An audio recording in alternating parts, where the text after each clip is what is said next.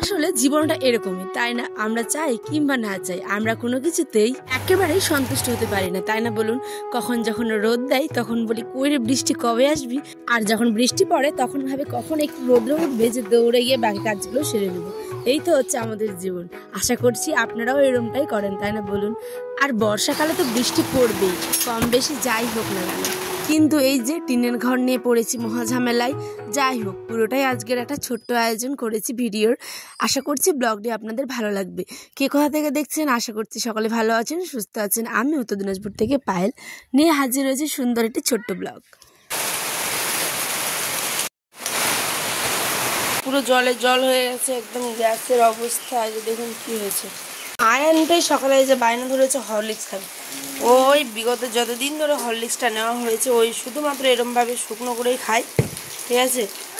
দুধ দিয়ে অনেক কমই খাই, এরমই খেতে নিয়ে আসতে হবে। তারপরে এখানেই হয়তো ঘরের মধ্যেই বাসনগুলো ধুয়ে নিতে হবে, এই যে এদিকে গ্রিলটার এখানটাই। আর মেঘের যা অবস্থা, মনে হয় না এখন মানে এই তাড়াতাড়ি বৃষ্টিটা ছাড়বে। এই বৃষ্টিটা রাত্রিবেলা থেকে পড়ছে টানা এখন অবধি। এখন 7:45-র মতো বাজতে হয়েছে। আয়নের আব্বা এখনও ঘুমিয়ে। তো কি রান্না করা যায়, কি করব, পুরোটাই শেয়ার করব, দেখতে থাকুন। চলো। এটা পুরো জল হয়ে আছে একেবারে, একদম পুরো আকাশের কোনো পরিবর্তনই নেই। এই বৃষ্টির এখন সারাদিনই মনে হয় চলবে। এই যে এখন বাজে 8টার মতো।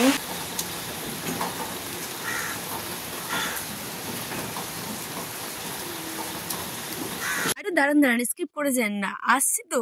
একটু তো ধৈর্য ধরতে হবে, তাই না বলুন? পুরোটা বুঝিয়ে বলছি। দেখুন, আমাদের হচ্ছে গিয়ে টিনের ঘর। যারা আমার ডেইলি ব্লগ দেখেন তারা তো জানেনই। আর বর্ষাকালে আমার ঘরটাতেই মানে এত পরিমাণ জল পড়ে বারান্দার মধ্যে যে কি বলবো। সত্যি কথা বলতে যারা টিনের ঘরে থাকেন তো তারা তো জানেনই বৃষ্টির একটা আলাদা রকমের সৌন্দর্য, সত্যি কথা বলতে টিনের ঘরে, তাই না? কিন্তু ওই যে বললাম মানে এত পরিমাণে জল ঢুকে পুরো দেখুন গ্যাসটা মানে একদম ভিজে গেছিলো, পুরো আখা টাখা সমস্ত কিছু। আর আয়নের আব্বা যেহেতু বাইকটাও এখানেই রাখে, এক ঘর এক বারান্দা যেহেতু আমাদের, তাই বাইকটা রাখারও তেমন জায়গা নেই, তাই এখানেই রাখে। আর এইটুকু জায়গার মধ্যে আমি রান্নাবাড়িটা করতে হয় আমাকে। তো দেখুন বৃষ্টি তো পড়বেই, হ্যাঁ, কিন্তু সারা রাত যেহেতু বৃষ্টি পড়েছে না, এখন সকাল অবধি বৃষ্টি পড়ছে। তাই সারা রাত বৃষ্টির পরে আমি তো সকালে উঠে বারান্দা দেখে একদম মাথায় হাত, যে কি অবস্থা। আলু টালু ছিল মানে ঝুড়িগুলোতে সমস্ত ভিজে গেছে। আর সে কি অবস্থা, বাইকটার পিছন দিকে পুরো জলে একদম জমে একাকার কাণ্ড। আয়নের আবার যখন বাইক টেনে বাইরে যাবে তখন ওই জায়গাটা ভালো করে ধুয়ে পরিষ্কার করে দিতে হবে। কিন্তু ওই যে পেটের জ্বালা যে বড় জ্বালা, তাই না? রান্না তো করতেই হবে, বৃষ্টি পড়ুক আর যাই করুক, ভিজে ভিজে কাজ করার মজাটা কিন্তু বেশ। আমি যদি প্রাণ খুলে ভিজতে পারতাম, মানে স্নান করতে পারতাম বৃষ্টিতে, তাহলে মনটা তো একদম পুরো শান্ত হয়ে যেত, সত্যি কথা বলতে। কিন্তু এখন তো ছোট্টরা এই সময়ের জ্বরগুলো যা বাজে, মানে অসুখ আসলেই ছাড়তে চায় না, যে আনি না কেন। তো ওই ভয়ে ভয়ে আমি ছাতা নিয়ে কাজ করছি। দেখুন এখানে জল নিচ্ছিলাম, আর মোটরের জলটাও প্রায় একদম শেষ হয়ে আসছে বলতে গেলে। আমি ওখানে ডালটা ধুবো, তারপরে ভাতটা বসাবো, মানে বসিয়ে দিলাম, দেখতে পেলেন। এখন আয়ানকে খাওয়াচ্ছি হচ্ছে হরলিক্স বিস্কিট দিয়েছি। আয়নের আব্বা এখনও ঘুমিয়ে। মানে সমস্ত কিছু বাসনগুলো দেখি কখন ধোয়া যায়। কাপড় রেখেছি এক বালতি ঢিপ করে, জল নেই যে ধুবো, কলপাড়েতে যাব, প্রচুর কাদা। আর এত বৃষ্টি পড়ছিল যে কি বলবো, সত্যি কথা বলতে মানে ভিজে ভিজেই অর্ধেক কাজগুলো হয়ে গেছে বলতে পারেন।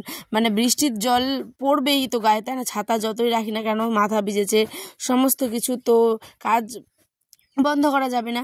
তো এখানটায় আমি চাল ডাল সমস্ত মানে চাল তো বসিয়ে দিয়েছি ধুয়ে, ডালগুলোকে এখানটায় ধুয়ে দিচ্ছিলাম ভালো করে। দেখুন বৃষ্টি পড়ছে আর টিনের ঘরটা গিয়ে আমার কত সুন্দর লাগছে, তাই না বলুন? হোক কারো রাজপ্রাসাদ, কিন্তু আমার এই ঘরটাতেই শান্তি লাগে। দুনিয়া ঘুরে এসে যখন একটু শুয়ে থাকি তখন মনে হয় একটু স্বস্তির নিঃশ্বাস ফেলি, সত্যি কথা বলতে। প্রত্যেকটা মেয়ের কাছেই তার ঘরটা নিজের একদম শান্তির জায়গা, সত্যি কথা, তাই না বলুন? এই যে ভয়েস দিচ্ছি, মুরগিটা বারবার শুধু দেখে যাচ্ছে, মানে ওরাও জানান দিচ্ছে যে আমরাও কিন্তু মানে শুনছি কথাগুলো, তাই না? যাই হোক, মজা করছিলাম। এখন বাজে প্রায় 9টার মতো। দেখি এখানে, ও আচ্ছা, এখানটায় একটু আনকে দিয়েছিল চিকেন, তো সেটাই আছে, আর একটুখানি ছিল শাক। তো এইটাকে একটু বাইরে রেখে দিব একটু গরম হতে, আমার রান্নাবাড়ি হওয়ার পরে কিন্তু এটা খাবো আর কি। তো সেই কারণে ঠান্ডা ঠান্ডা যেহেতু খাওয়া যাবে না, আর একটুখানি তো মানে গরমও করা যায় না। তারপরে দেখছিলাম কী রান্না করবো, ভাবতে ভাবতে ডাল তো প্রেশারে দিয়ে দিয়েছি। এই যে এখানে ছিল চটুল, পটলের ভাই চটুল, আমরা এটা আবার ভালোবাসা নাকি কাঁকরোল, কিন্তু আমরা গ্রামের দিকে চটুল করেই ডাকি। তো যাই হোক, এই যে সিটিটা পড়ে গেছে, মানে ডাল কিন্তু হয়ে গেছে। এবার ভাতও কিন্তু বেশ মানে উধাই গেছে। এবার ভাতটা কিন্তু কমপ্লিট হয়ে যাওয়ার আগে আমাকে আবার ভাজাটা কাটতে হবে। যেহেতু ভাজাটা কাটতে আমার এত ভালো লাগে না যে কি বলবো, সত্যি কথা বলছি, এই চোটল কাটতে গিয়ে মাথা পুরো পটল হয়ে যায়। মানে একদম অনেক স্পিডে কাটছি। দেখুন মুখটা আমার রাগ হয়ে গেছিলো, যেহেতু অনেক শক্ত আর এগুলো না অনেক বুড়ো বুড়ো। দেখুন একদম মুখটা ভাজ করে করে কাটছিলাম, কি করা যাবে। আর এর মধ্যে দেখুন বৃষ্টির মধ্যে মুরগির বাচ্চা চলে এসছে।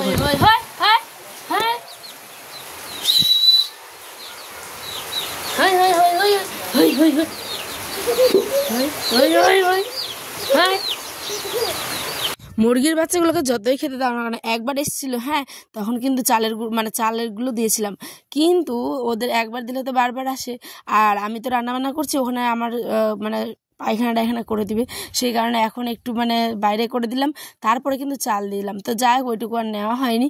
এখন আমি যেহেতু তাড়াহুড়ো করছি, এই যে ভাতটা মানে ফ্যান পাশে নেবো, ভাতটা একদম কমপ্লিট।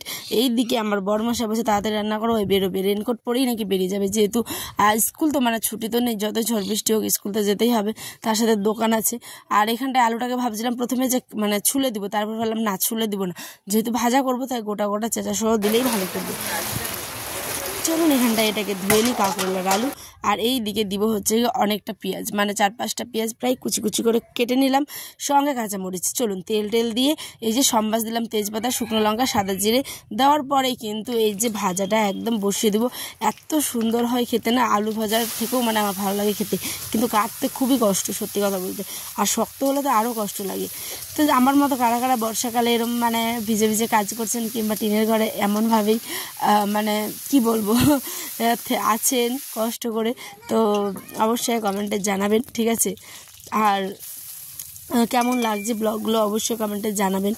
আপনাদের অপেক্ষায় সত্যি কথা বলতে আমি থাকি, প্রত্যেকটা দিন গুনি কখন আমার নতুন পরিবারের একজন বন্ধু হবে, যে আমি একটু মন খুলে মানে কথা বলার আর কি সাহস পাবো, সত্যি কথা বলতে। হ্যাঁ, কারণ একটা করে সাবস্ক্রাইবার গেইন করা না একটা ইউটিউবের কাছে অনেক অনেক অনেক মানে কি বলবো পরিশ্রমের ব্যাপার। তো যাই হোক, কি বলবো, মনের কথাগুলোই বললাম। আমার এখানে রান্নাবান্না প্রায় কমপ্লিট। এই যে তার আগে স্নানও করে নিয়েছি। এই দেখুন এখানে করেছি ডাল, সঙ্গে করেছি ভাত, আর করেছি হচ্ছে গিয়ে ভাজা। ওই যে বললাম চিকেন আর শাকটুকু ছিল সেটাও আছে। এবার আয়নের আব্বা খাওয়া দাওয়া করে প্রায় বাজে 10:30, এখন যাচ্ছে বেরিয়ে। হেলমেটটাও কয়েকদিন ধরে দেখি যে ফিতাটা ছিঁড়ে গেছে জানেন, কিন্তু তার আর সময় নেই যে একটা হেলমেট গিয়ে নিয়ে আসবে, কারণ হেলমেটটা তো খুব দরকারি একটা জিনিস। আমি বললাম যে না, তুমি ওরম করেই পড়ে যাও, ছেঁড়া হেলমেটটা হোক কিংবা যে কিছু হোক, মানে ফিতাটা তো ছিঁড়েছে, মাথাটা তো সেফটি থাকবে তাই কি না। তাই যখন কেনা হবে নতুন তখন পরের কথা পড়ে, তো ওরমভাবেই হেলমেট দিয়ে চলে গেল। তারপরে আমি ঘরে আসলাম, স্নান তো হয়ে আছে একটুখানি, এখন বৃষ্টিটা কমেছে।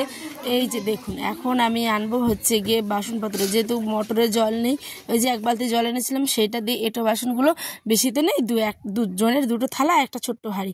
তো এইগুলো যেহেতু সকালে একবার সার্ফ দিয়ে ধুয়েছি, মানে বাসন মাজার সাবানটা দিয়ে, তাই এখন মানে আমরা এরমই ধুয়ে নিচ্ছি জল দিয়ে দিই, যেহেতু জলের অভাব সেই জন্য, নাহলে ভালো করে আরও ধোয়া যেত, মানে মেজে টেজে একদম। তো এখন নর্মাল এরম রেখে দিচ্ছে, বারান্দাটাকে ভালো করে এই যে বললাম ঝাড় দিব, ভালো বলতে বলতে ঝাড় তো দেওয়া কমপ্লিট হয়ে আসছে। এইবার আবার কিছুক্ষণের জন্য রেস্ট নিচ্ছিলাম, কালকে যেহেতু ব্লগ দিইনি, কার মাথাটা প্রচুর ধরেছিল আর ভালোও লাগছিল না, এডিট করার মন চাইছিল না কিছুতেই, সেই কারণে ব্লগ দিইনি। তো আজকে আবার মানে আগামী দিন, আজকে হচ্ছে গিয়ে বৃহস্পতিবার, আপনারা বুধবারের ব্লগটা পাবেন ঠিক 5টার সময়। তো এই যে মূলো শাক এনেছিল আয়নের আব্বা, টাটকা, সারাদিন বৃষ্টিতে ভিজে কি কাণ্ড, সকাল থেকে সে ভিজছে। তো আমি ভাবলাম শাকটাকে এবার নামিয়ে রাখি, আর এইদিকে ওই যে গ্লাস ট্লাস বাসন টাসন সমস্ত কিছু পরিষ্কার করে ধুয়ে টুয়ে আরেকবার মুছে নিচ্ছি। তারপরে বিকেলবেলা এখন প্রায় বাজে 6টা 6:30, হাতে করেছিলাম সোয়াবিনের তরকারি আর ভাত, আর কিছু না। তাই ব্লগটা এখান থেকে শেষ করছি, দেখাবো আরেকটি ব্লগে। সকলে ভালো থাকবেন, সুস্থ থাকবেন, আর 5টার সময় ব্লগ